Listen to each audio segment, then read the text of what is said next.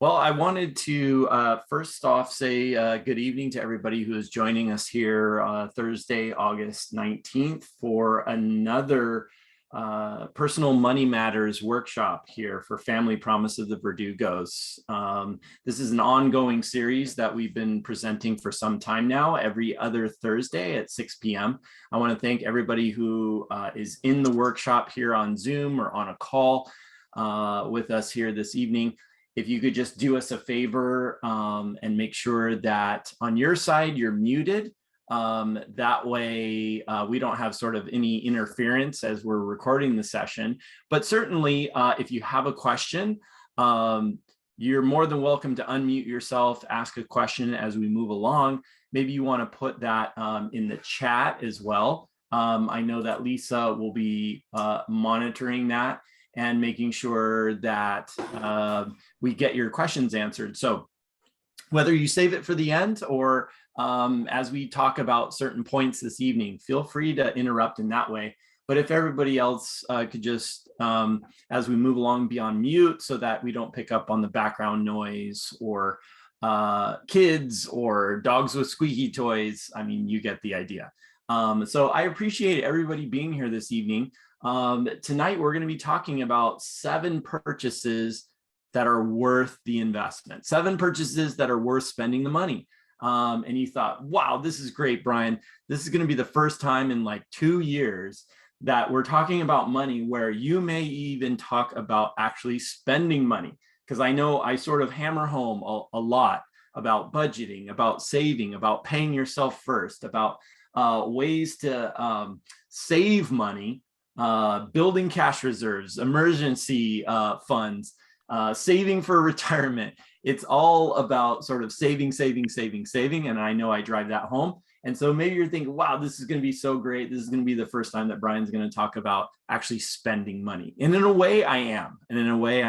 I wanted to identify what are some of the things that sort of as you manage your money and as you create good, smart money habits, what are the things that you should use your resources for? Yes, we have daily expenses for things that we need in order to survive, in order to take care of ourselves, in order to take care of our households. We need to have food. We need to have basic necessities. We need to have shelter, all these sorts of things. But beyond all that, managing your money wisely it's more than just saving. It's more than just spending less. It's about spending less on the things you don't need and more on the things that actually are going to add true value to your life. And that's what I sort of wanted to address tonight, is knowing the difference, is sort of the tricky thing. And what are the things that are going to add value to your life? Is it more stuff? Probably not. Is it more things that will give you short-term gratification? Probably not. So this mostly comes down to individual priorities and preferences. But I think for the most part, what we're going to talk about this evening, there are certain expenses that just about anybody can benefit from, dare I say, splurging on. Some of them might not sound like splurges to you, but I just want to identify what could be those 7 purchases that are actually worth maybe spending the money on. The first one is medical care.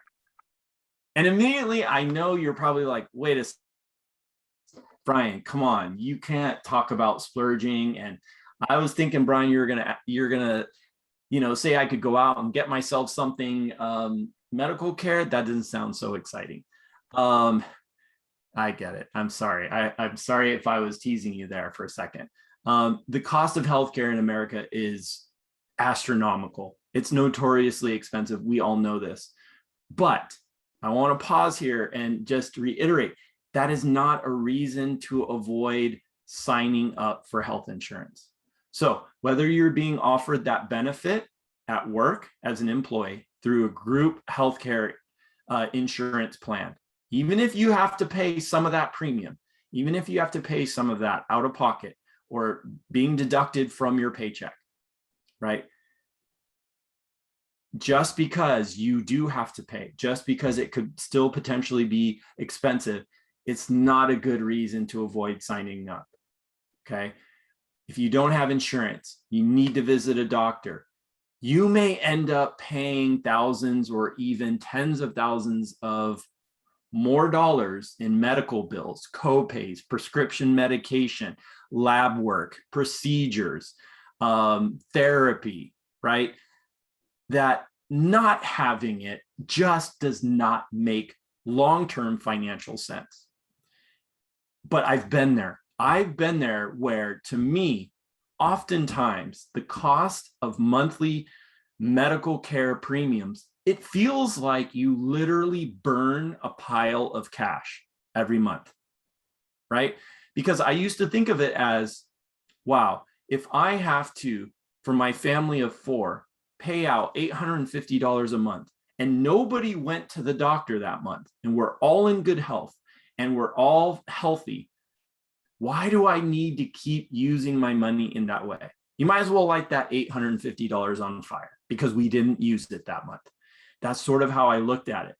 And it's easy to fall into that trap because you think of all the other things that you could do with that $850 per month or whatever your premium payment is, right?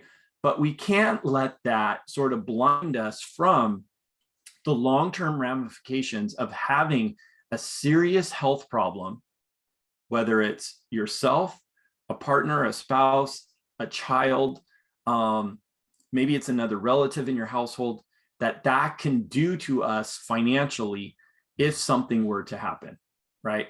And even more so connected to this, for those of us that have said, well, I'm healthy, I'm young, I don't need it, I've always been strong, nothing has ever been wrong with me, I don't have a major disease, I don't have a major illness, I don't have anything chronic, I've never broken a bone, never had a cavity sort of mentality. As you begin to not use regular medical checkups, right? Screening tests, lab work, right? In order to avoid those expenses, that's a huge risk, right? Because regular physicals and blood work, all that sort of stuff is preventative. And if we can prevent minor issues from popping up, that means that we can keep it from turning into major problems. In that way, to me, cost versus benefit, medical care ultimately in the long run is worth it, right? Now you could probably have arguments about this all day long with people. It depends on their specific philosophy, their personal outlook on things, and what they've experienced in their medical history, right? But there are affordable ways for people to get coverage, right? So even if it means you have to sign up for a high deductible but lower monthly payment plan, right? That's better than having no coverage. That's worth spending the money. Depending on your income, you could even be eligible for subsidies through the healthcare marketplace, right? So going back to the Obama administration, when there was the Affordable Healthcare Act trying to give more affordable access to people, right? It opened up this marketplace where, depending on our income, we can receive discounted health insurance coverage and lower the cost of premiums, right? So it doesn't always necessarily just have to be seen as an expensive endeavor, but we can do a little bit of shopping and we could find out specifically a plan that could work perhaps within your budget and for your household. If you have a family health history of, I don't know, high blood pressure, these are things that even if you feel well now, these are things that over time, because it runs in your family medical history, could ultimately be an issue. So high blood pressure, cholesterol, other issues, if that has been in your family before you, I mean, I'm not a doctor, but just in my own personal situation, this rings so true to me. My sister was born diabetic type 1. I was not. But at the age of 21, when you feel just so super invincible, I was diagnosed with diabetes type 1. I would have never expected me to have gotten that. What is the medical connection? They don't know. But somewhere in our family history, that had to have been there, right, for us to have picked up on that. And so that was a major sort of pivotal turning point for me to say, I absolutely need coverage. I can't continue to be in good health with a chronic disease like diabetes and not have healthcare coverage. Even if I'm not using it every single month, it's sort of absolutely a must have. And that sort of cropped up because of family health history. It becomes more expensive the longer you wait, right? So obviously we're not invincible for our entire lifespan. And as we get older, as we age, we're just not as strong as we used to.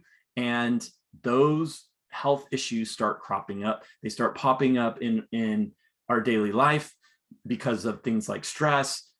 Maybe we're overworked, right? We're not, practicing good nutrition. We're not exercising. You get the idea. Like, we're just not naturally going to be invincible for our entire lives. We're definitely living longer, and medical science and research is helping us with this. But because we're living longer, it's going to be more expensive the longer we wait if these things happen to us, right? Obviously, every health problem is less expensive to fix when you catch it early. And that's why having coverage now and having regular doctor visits and so on is actually, yes, it's a health issue, but it's a financial issue, right? Because waiting will only exacerbate the costs of taking care of something, and it could potentially worsen the outcome, right? I'm guilty of that as well. I had a cavity that I just left it in there because I didn't want to deal with the costs of it. It wasn't painful, but over time, it just continued to get worse and worse and worse, and it ate away at my tooth, and then my tooth cracked, and then it just got to the point where it was like, I have to literally take care of this. And of course, when I take care of it at that point, now I'm dealing with a cracked tooth. It's not just a cavity that could have been filled. It like went to the next level. And of course, then I'm spending more money to get that fixed, right? So medical care is an absolute worth it kind of investment, or splurge, if you will, on your part, even though you may feel like, I'm not getting a benefit from it. It is protecting your financial house, so to speak, in the long run. Let's look at the second thing worth purchasing. Have you thought about your mental health? Most of us, investing in our mental health seems like a luxury, right? I can't receive counseling. I can't receive therapy. Maybe it won't be covered by insurance. I'm going to have to pay out of pocket. Maybe it's something that could really help me. I'm sure that it would, but I'm going to forego that because I'm going to have to pay cash. I'm going to have to pay out of pocket. But this is something that is so neglected, and we see it all the time. It's always in the news. It's always in social media, how taking care of mental health is so important to improving your quality of life, right? So whether it's seeing a therapist, whether it's getting counseling, whether it's using prescription medication to reduce anxiety or depression or other mental illnesses, you are improving your overall health. And you could also even be potentially improving your professional life, right? Just making yourself a better worker, a better professional, better at your career, because you're mentally stable, you're mentally happy, you're mentally healthy, right? So this is another place where I would definitely argue that there are low-cost solutions to having great quality mental health care. So for example, let me give you a couple of examples. Mental health does not have to be expensive. It doesn't have to be a $350 an hour therapist. There are apps now that help us with meditation, that help us with yoga, that help us track our outdoor activities, right? Sometimes, and you should check with your employer, with your human resources department, that some corporations, some businesses, like when their employees take preventative care and they're taking care of themselves, they have a healthier workforce. There's employer resources when it comes to mental health, right? And a lot of times employers will subcontract with medical health professionals to provide benefits to their workers. That's something to look into. There are also a number of low-cost mental health clinics throughout LA where you can get steeply reduced counseling and therapy if you qualify. You can also use, and we talked about this in our last session, the importance of perhaps opening and establishing an HSA, a health savings account, or an FSA, a flexible savings account, where portions of our paycheck are contributed into a health savings account that we could use for mental health services. So it just doesn't have to be for prescription medication or for doctor's visits. It could be for therapy or counseling if you need that. Using group therapy is another way too to seek out low-cost options. Some therapists are they work on a sliding scale, meaning they adjust their hourly rates based on your income level, right? So they're trying to open up equal access to their professionalism by giving you access by having it on a sliding scale. So based on how much you make, they will adjust their hourly rate. So that's something else to look at, right? And check out. So mental health is definitely worth spending money on. There's nothing more important that to your happiness and to your overall joy in life than making sure that you're mentally healthy. For some of us, maybe we don't need therapy, but maybe it is getting out and, I don't know, hiking. Maybe it's getting on a bike. Maybe whatever the activities are, those are all activities that it's money, well spent, because it's improving the quality of our life and it's helping us mentally, right? So connected to that, the next thing that's worth splurging on is exercise and diet. And this has always been a big struggle for me because when I'm shopping at the grocery store and I'm comparing food items that I'm buying as part of our grocery bill, I always tend to lean on what are the things that are the cheapest? What are the things that I can get more of for less dollars, right? So I sort of stretch my dollars.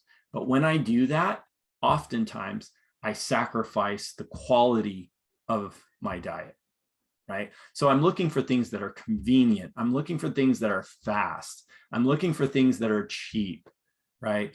But that might not be the healthiest for me, right? Because a lot of those food items, to be made in those quantities and to be that cheap, right? They're processed. It's not organic, healthy food, right? So maybe we can't go and shop at Whole Foods or Gelson's or some of these other markets, right? But we can still find quality, even at our local grocery store, even at Target, right? It takes a little more energy and effort. But again, here it's worth spending a little bit more when it comes to our overall diet, nutrition, and our health, because we're going to be able to lower other premiums as long as we stay healthy. And that's connected to diet and exercise, right? We can reduce mortality. A study was done that shows exercise and diet can reduce our mortality, our chances of death, by 27%. So that's a huge element of control that we have over our quality of life, our length of life, right? By just our simple decisions, day-to-day decisions to get out and exercise and have a good diet. It could lower premiums like life insurance, let's say you've been searching for life insurance. One of the things that they're going to do is they're going to, in order to underwrite you for a life insurance contract, is they're going to do medical tests, right? They're going to see how healthy you are. The more healthy you are, the lower the cost of your premiums, right? The cheaper your insurance will be because you're not as much of a risk, right? But if you've been having trouble with your health, if for your age, for your height, for your weight, you are more of a risk, well, then the insurance company is going to say, well, they're not probably in prime condition, so we're taking a risk by insuring somebody who's less healthy, and they're going to pass that cost on to you, and your premiums are going to be higher. It could also lower your costs in terms of, prescription medication, in terms of doctor's visits. I've known people who have changed their exercise and their diet and invested more in that and have lowered the number of times that they got to go to the doctor, reduce the amount of medication that they're on. Now, some of us are in situations where, like, for example, myself as a type 1 diabetic, I can exercise and have an amazing diet, and that's definitely going to be helpful because it keeps me from other health side effects, like nerve damage and loss of eyesight and things like this, right? But there are certain medications that I need insulin. No matter how good my exercise and diet is, my pancreas is not functioning. I have to have insulin. So there are certain costs that exercise and diet cannot lower for us, right? But maybe it could affect the amount of medication that you're having to take. So maybe you're not cutting out medication, but maybe you're reducing the intake of it because you're taking better care of your body. This is another place where I think you can splurge. I think it's important to do that because you only have this one life. You only have this one body. We're not exchanging it and turning it in for another one next week. So it pays. It pays to spend here in this category. Relationships. Here's another area where you should splurge. And I think we've all sort of seen the effects of this, certainly during COVID, during the pandemic, and when we were locked down, right? How important our social connections are to our overall health, right? Building strong social connections, whether it's with your family, whether it's with your immediate household, whether it's with friends, with coworkers. All these connections are so important for us as human beings to have a healthy lifestyle. And maybe during, the pandemic, one good benefit of it was that you did realize how much you were spending going out all the time, right, with friends. But as the world is sort of starting to reopen, now that you've sort of cut back on a lot of that, it's still a good idea to maybe spend a little bit in this category and sort of build back those relationships that have only been sort of behind the camera for so long. Even if you are like, yeah, I don't really want to just go out to eat and spend money that way and socialize in that way, you could still be frugal and still see friends. You just have to be a little bit more creative in terms of what you guys do. Maybe you guys do a potluck and different people bring food, right? And maybe it's a backyard barbecue, maybe it's a game night, right? It doesn't have to be expensive to have these social connections and build these relationships, right? Maybe it's connected to a hobby.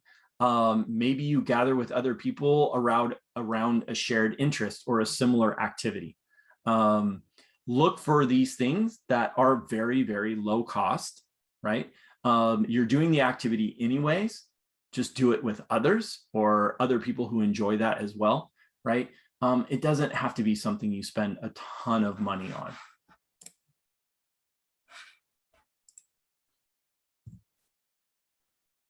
I've always heard this phrase, And I've typically heard it from people who have had a lot of life experience. And so it typically comes from older folks who will always tell me the best places to spend your money are on three things. Every person should have good shoes, good tires, and a good mattress, right? The things that separate you from the ground, right? You do a lot of walking, so you got to have good shoes. You do a lot of driving, and certainly in LA, you know how those roads are. You got to have good tires, right? It keeps you safe. It gets you to work. It gets you places where you need to go, right? And you have to have a good mattress. We spend, some people less, some people more, at least on average, a third of our life lying down, asleep, right? So why not splurge and spend on something that you do spend a lot of time doing? We spend so much money on things that don't even matter. But here, our own mattress, we want to save money because mattresses are expensive. For those of you who have even bought a mattress in recent memory or gone mattress shopping, they are expensive. And so, of course, we're looking to save a couple $100, right, where we can. But when you think about it, we do spend a lot of time, right, sleeping. And again, that's something that can help us feel better, can help us sleep better, get better sleep. Is it pays to sort of splurge a little bit on the mattresses, on those tires, right? And definitely on the shoes, especially for those of you that work and you work standing up for a majority of the time. You may be working 8, 10, 12 hours a day. On your feet, it pays to spend when it comes to your shoes. So that's definitely another area that I think is a good investment. Education, continuing education, right? Some people are lucky enough to work for companies that invest in professional development. So if you work for a big company that incentivizes workers to continue to take classes, to go to seminars, to go to conferences, even if it is still online, get that education, right? Take some classes, right? Maybe it will help you in your career. Maybe it will help you move up with the current company that you're with. Or maybe it's in a field that you're striking out new on. And, you know, I don't know, maybe you've been doing nursing all of your life and you decide, you know what, I want to get into computers. I wanted to get into, I don't know, programming or something like that. Take some classes. It doesn't even have to be a degree. It could be a certificate program. It could be something through an extension division of a local community college. So for example, Pasadena City College, Glendale City College, Pierce College, LA Valley, LACC, all have extension divisions. And what those are classes that are offered to the community at very, very low cost, where maybe you need to learn, I don't know, I need to get better at Excel spreadsheets, take a class. Maybe I just want to do something for fun and I want to learn how to crochet, take a class. That's worth the investment, right? So maybe you have been thinking of, excuse me, about going back to school. Maybe you do want to go back, finish a degree. Maybe you did an AA, an associate's degree, and now you want to keep going and, you know, finish out a 4-year degree, right? There's a lot of online programs to where you can balance having to work, take care of your family, and finish up your degree online, right? So I think education is always, always a great investment, right? Because it can either help you in your current profession, it could sort of expand your knowledge base. And if you're also thinking about other areas of interest, you never stop learning. You never stop learning. So it's always a great way for self-improvement, and that's worth spending the money on. Hobbies. Some of us might say, well, you know, Brian, I wish I could have hobbies, but I just don't have the time. I totally understand. But hobbies are so important because they help us build a sense of purpose, right?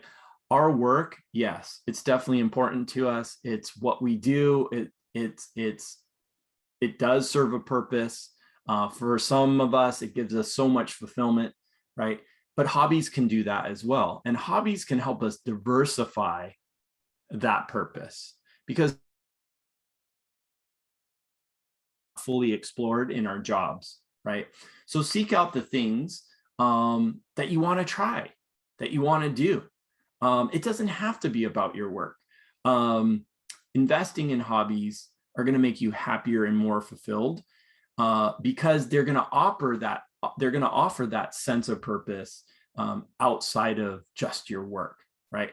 So again, here, don't feel pressured to have to monetize your hobbies. Oh, I only have time to do things that are going to ultimately make my money, make more money. So, if I learn how to sew, just sew because you want to figure it out and because you want to make some things and you want to be creative. Doesn't mean you have to sew and then ultimately sell it, right? It's not always about generating income off of these hobbies. So you don't have to monetize it.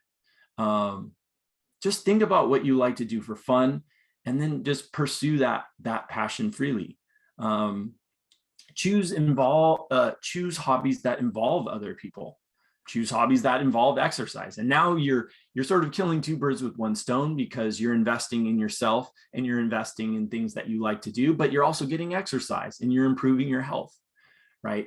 And like I said before, maybe that ends up being a group activity, right? So I don't know, you join a soccer club and you're playing soccer on the weekends, you're getting good exercise, you're around other people, you're meeting new people, and you just love soccer. Now you're getting the benefits of three of these categories. And sometimes these are things you really don't even have to spend that much money on. But hobbies are definitely worth the investment. And I feel like, especially for a lot of us who are adults, that we've have kids and sort of we focused everything in on our kids and providing for them and doing what we can for them and their education, their growing up.